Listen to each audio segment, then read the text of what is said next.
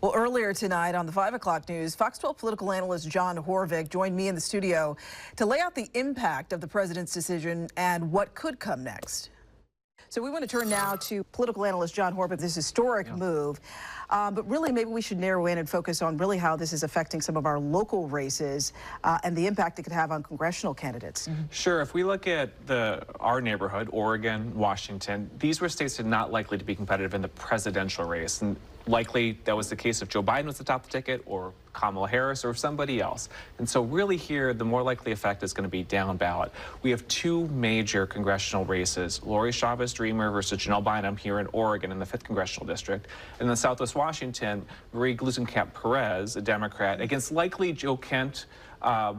These are districts that in Oregon, where the Republican holds a district, but Biden had won, and Washington, where the Democrat holds a district, but Trump had won. Democrats, if you look at commentary and polling, have been pretty demoralized the last several weeks. There was a real risk that turnout was going to be down among Democrats. This changes those dynamics. It also puts Democrats in a position where they don't have to defend whether or not Joe Biden has the capacity to continue to lead. So what Democrats are going to be talking about, what Democratic voters might be excited about, changes today, and it makes it these races, the dynamics change with it as well.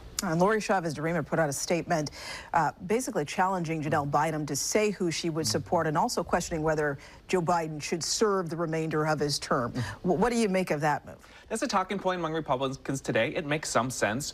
In Washington, Marie Gluesenkamp-Perez had suggested also last week that Joe Biden should resign from office, not just step down from running again.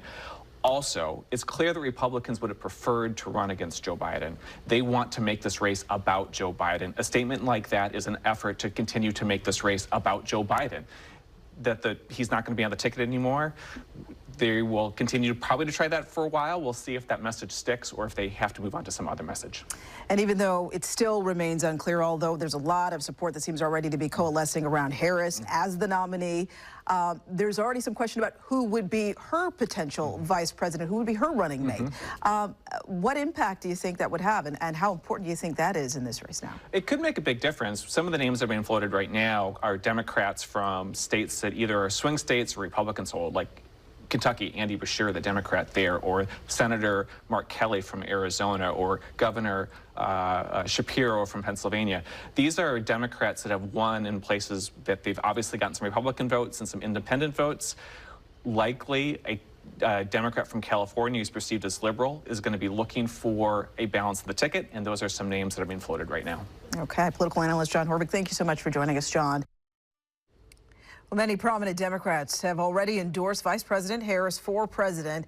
Some of those include Georgia Senator Raphael Warnock, New York Congresswoman Alexandria Ocasio-Cortez, former President Bill Clinton, and former Secretary of State Hillary Clinton, Transportation Secretary Pete Buttigieg, and California Governor Gavin Newsom.